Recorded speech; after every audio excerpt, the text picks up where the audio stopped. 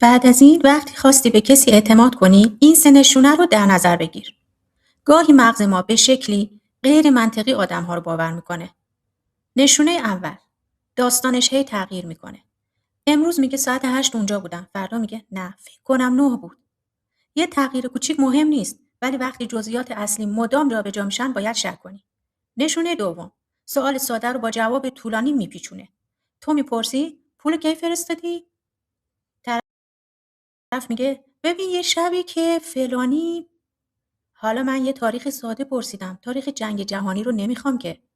نشونه سوم، وقتی تناقض حرفاش رو بهش میگی به جای توضیح عصبانی میشه.